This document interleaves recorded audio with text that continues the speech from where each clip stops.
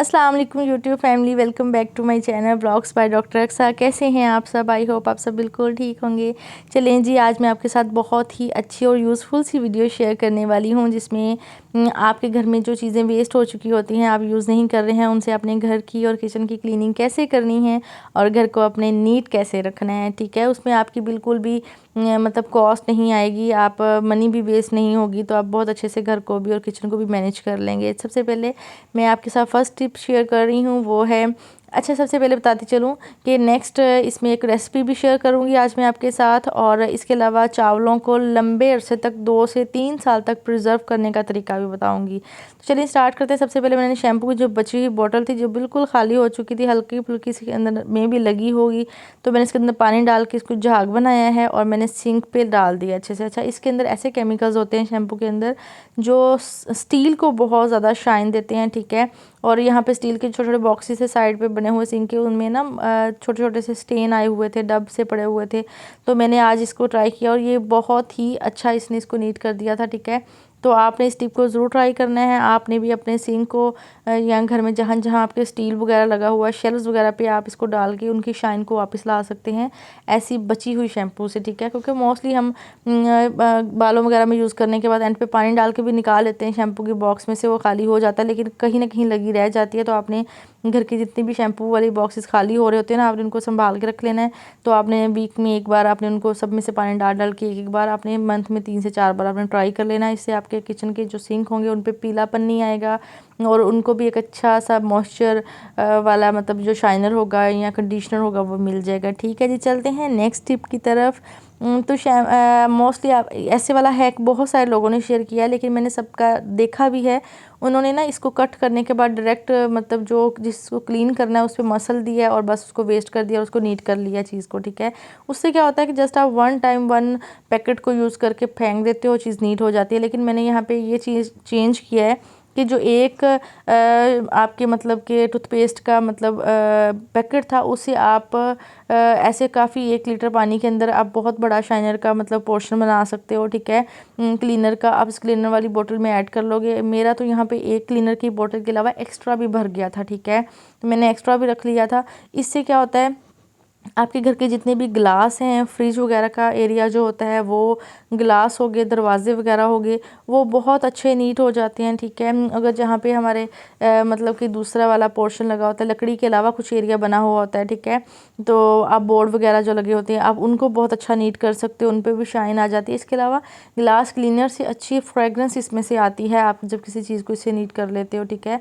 तो आपने आपके घर की जितनी भी टूथपेस्ट बची हुई होंगी, आपने इसको बिल्कुल भी वेस्ट नहीं करना, आपने उनको रख लेना है और आप अपने घर का बहुत सारा पोर्शन उससे नीट कर सकते हैं। ठीक है, इससे ये होगा कि आपकी मनी भी वेस्ट नहीं होगी और आपका घर भी क्लीन हो जाएगा और किचन भी। ठीक है, तो यहाँ पे जैसे चाय वगैरह गिर के काफ़ी ज़्यादा पोर्शन ख़राब हो गया था, तो मैंने क्या किया कि जो एक तो अभी मैंने सिर्फ टूथपेस्ट के 2 पोर्शन का क्लीनर बनाया है, थर्ड वाला मेरे हैंड में है। ठीक है, तो मैंने इसको इस पर ऐसे मसला है, तो अब जैसे ये वाला मैं आपको दिखा रही हूँ, तो ये एक पोर्शन से मतलब काफ़ी ज़्यादा और भी चीज़ बन सकती थी, लेकिन बस मैंने इसको ट्राई किया है।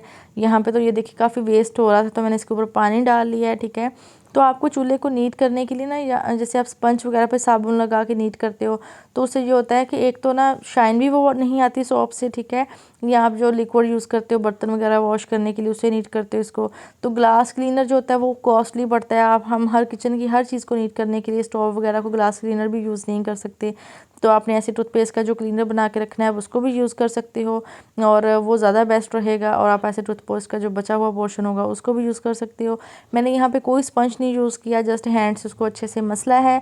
ठीक है, और उसी से ही मतलब पूरा जो स्टोव था इतना अच्छा नीट हो गया था। ठीक है, आप एंड पे देखिएगा कि मतलब इसकी शाइन इतनी ज़बरदस्त सी आ रही थी, जैसे मतलब घर का शीशा होता है जिसमें आप अपना फेस देख सकते हो। ठीक है, ऐसे वाली शाइन आ रही थी। ठीक है, तो ऐसा सोप से या किसी भी चीज़ से नीट नहीं होता। और इस पर मेरी कोई भी मतलब चीज़ें भी इन्वेस्टमेंट भी नहीं है, और बची हुई चीज़ से मैंने अपना स्टोव को बहुत अच्छा नीट कर लिया। और स्टोव के ऊपर वाला जो एरिया होता है, ये लगे हुए थे हैंडल्स वगैरह, आप इनको भी इससे वॉश कर सकते हो, उससे भी इनके सारा ब्लैक जो एरिया होता है वो सारा नीट हो जाता है। ठीक है जी, तो चलें जी, इसके बाद अब जैसे कि सर्दियाँ आ रही हैं और गर्मियाँ एंड हो रही हैं, तो फ़ैन वगैरह सब घरों में ऑफ हो जाएंगे, लेकिन हमें फ़ैन वगैरह को नीट करने के लिए हम साबुन को स्पंज के साथ लगा लगा के तो नीट नहीं करते हैं। ठीक है, लेकिन आप ये कर सकते हो, आप किसी भी कपड़े वगैरह पे उस शाइनर को स्प्रे करके तो आप फ़ैन को नीट कर सकते हो। ठीक है, आज मैंने यही शाइनर बनाया। इसको मैंने ऐसे स्पंज पे हल्का हल्का सा स्प्रे किया है और उस स्प्रे से जब मैंने फ़ैन पे उस लगाया तो फ़ैन की सारी शाइन वापस आ गई है और सारे के सारे फ़ैन नीट हो गए हैं। तो ठीक है, चलते हैं राइस की तरफ। हमारे घर में ना ऐसे पैकेट्स यूज़ होते हैं जो कि मतलब 2 से 3 महीने चलते हैं, उसके बाद हम और ले आते हैं। लेकिन मोस्टली घरों में जैसे थैला भी यूज़ होता है, ज़्यादा राइस ला के रखे जाते हैं, पूरे पूरे साल के लिए रखे जाते हैं।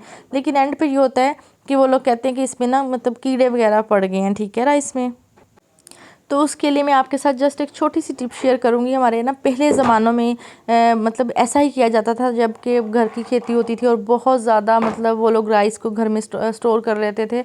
तो वो जस्ट 1 चम्मच नमक या 2 चम्मच नमक यूज़ करते थे, साथ में हल्दी यूज़ करते थे और उसको पूरे राइस में मिक्स कर देते थे। ठीक है, इससे ये होता है कि वो उसकी खुशबू से मतलब हल्दी की और नमक की जो खुशबू होती है या उसका टेस्ट होता है वो बहुत तेज़ होता है। उससे जितने भी कीड़े वगैरह होते हैं ना वो दूर रहते हैं। ठीक है, वो बिल्कुल भी आपके राइस के पास नहीं होंगे। और इससे बिल्कुल भी ऐसा नहीं होगा कि अगर आप इसको इस्तेमाल करेंगे तो आपका जो मतलब राइस का टेस्ट है वो चेंज हो जाएगा, या आप बनाएंगे तो उसमें नमक तेज़ आएगा। क्योंकि आप जब भी राइस वगैरह बनाते हो तो आप उसको बहुत अच्छे से वॉश करते हो, नीट करते हो। ठीक है, तो उसमें बिल्कुल वो नमक और हल्दी वगैरह सब निकल जाएगा, तो ऐसी कोई भी टेंशन नहीं रहेगी। ठीक है जी, चलें जी, अब सर्दियाँ आ रही हैं, मोस्टली घरों में देसी मुर्गी वाला काम स्टार्ट हो गया है। ठीक है, क्योंकि सबको सर्दी भी लगना शुरू हो गई है तो सब ज़्यादातर ना मतलब देसी मुर्गी बनाना स्टार्ट कर दी। तो यखनी सबसे बेस्ट जो तरीका है ना बनाने का वो मुझे ये वाला लगता है जिसे मैंने स्टार्ट किया है। मैंने सिर्फ प्याज एक कटा हुआ 1.5 किलो मुर्गी है। ठीक है, मैंने देसी मुर्गी प्याज लिया है और लहसुन और अदरक लिया है और दालचीनी और इलायची ली है मैंने। ठीक है, और इसको मैंने क्या करना है साबुत ज़ीरा लिया है, इसको सबको इसके अंदर ऐड कर दिया। ठीक है, इसके अलावा मैंने कोई मसाले वगैरह नहीं लिए, सिर्फ नमक लिया है। लाल मिर्च बिल्कुल भी नहीं, ब्लैक मिर्च थोड़ी सी स्टार्ट में ऐड कर लो कुटी हुई। ठीक है, और आपने इसको क्या करना है और 1 प्याली आपने इसमें घी की ऐड कर लेनी है या ऑयल की।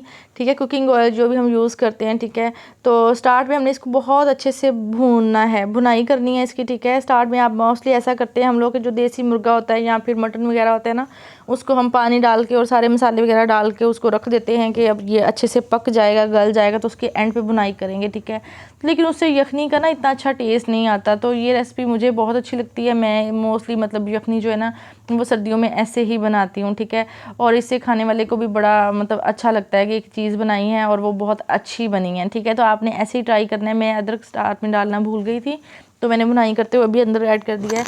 तो आपने इतना इसको भूनना है कि उसका कलर चेंज हो जाए बिल्कुल। ठीक है, ब्राउन हो जाए। तो मैक्सिमम इस टाइम इसमें ना 5 से 10 मिनट लग जाते हैं। ठीक है, तो आपने इतनी इसकी बुनाई कर लेनी है और उसके बाद हमने इसमें पानी ऐड करना है। और पानी आपने बहुत ज़्यादा भी ऐड नहीं करना और बहुत कम भी नहीं ऐड करना, इतना ऐड कर लेना है कि ये अच्छे से इसकी बुनाई हो जाए। और उसके बाद हम जितना उसको कम भी करना पड़ा तो हम एंड पे उसको तेज़ आंच पे पानी को अच्छे से पका लेंगे और कम कर लेंगे। ठीक है जी, अच्छा पीछे जो शोर हो रहा है इसको आप थोड़ा सा इग्नोर कीजिएगा। ठीक है, तो यहाँ पे जी मैं बस इसकी बुनाई कर रही थी, 5 से 10 मिनट मैंने इसकी अच्छे से बुनाई की है। और जब मुझे लगा कि मसाला अच्छे से मतलब मिक्स हो गया है, ठीक है, तो खुशबू भी आना स्टार्ट हो गई थी ड्राई मसालों की, तो यहाँ पे मैंने इसमें 2 लीटर पानी ऐड कर दिया है।